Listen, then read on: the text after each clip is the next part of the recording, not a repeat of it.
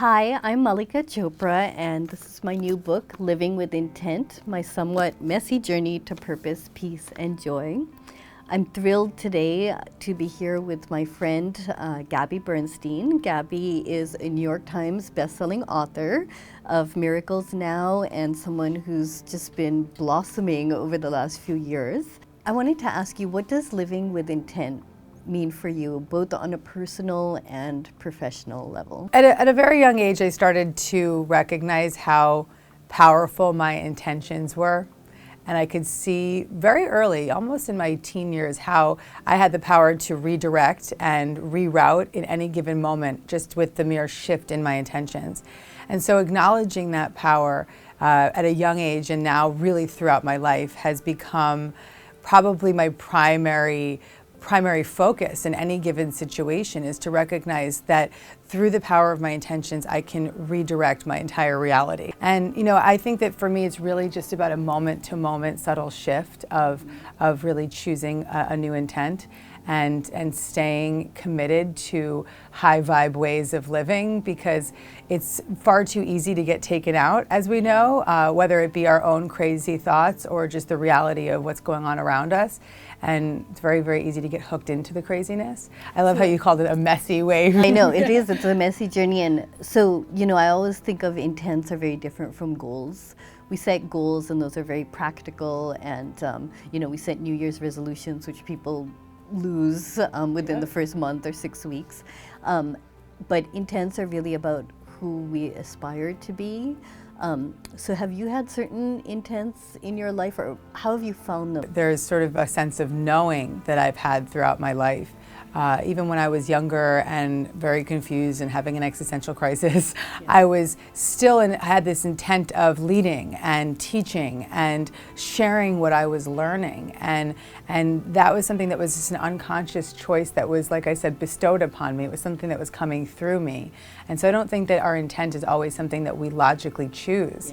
It's something that is part of our birthright. It's part of who we are as a being. You talk a lot about small shifts that you can make every day. What are some of those small shifts that may help people live with more intent? It's the subtle shifts that create the long-lasting change. And when we add up those subtle shifts, we start to experience a whole new way of living. And it's not necessarily that our experiences change, but that we experience our experiences differently. And so that has been the beauty of just adding up these subtleties. And so for me, there's many. I'm a massive meditator. I genuinely believe that meditation is the key to reorganizing your energy, lowering your stress levels. I mean, obviously, you've been brought up in this world. So meditation has been the catalyst for me for really recognizing when I'm out and then bringing myself back home. And so that's really the dance that I play.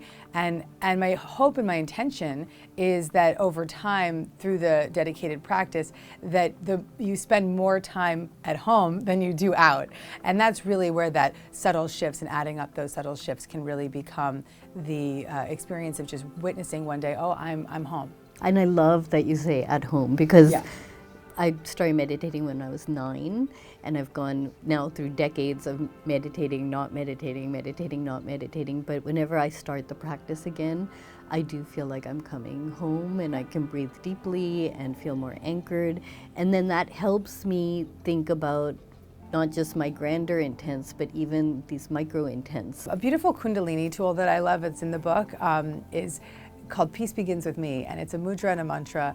And I love this because it's just great for children. It's great for when you're in a board meeting and you just want to, go over the table and punch someone. So, or if you're in traffic like I was today, it was Peace Begins With Me. And so it's the pointer to your thumb, and then your thumb to your middle finger, and your thumb to your ring finger, and your thumb to your pinky finger. Peace begins with me. Peace begins. Isn't that a nice one? It's a great one for children. So, Gabby, what's the first step in letting go of old habits where we're hurting ourselves in different ways and beginning a new process in our life? The first step is wanting to.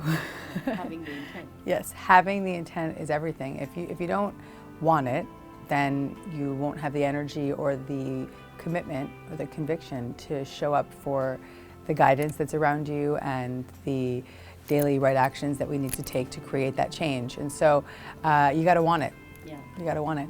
And so, yeah, it's actually perfectly aligned here. If you have the intent to create empowering change in your life, then often that's really all you need. And what happens when we set that intention is that we open an invisible door. And when we open that door, lots of beautiful divine guidance and synchronicity becomes available to us because we open up our consciousness to receive it. Yeah. And actually, that's a beautiful power of intent, which is that that simple intention can open that door and create all of those next right actions. And I love, again, your example here, because I have described it more as we plant a seed and it grows and blossoms, but I love the opening of the door because that opens it up.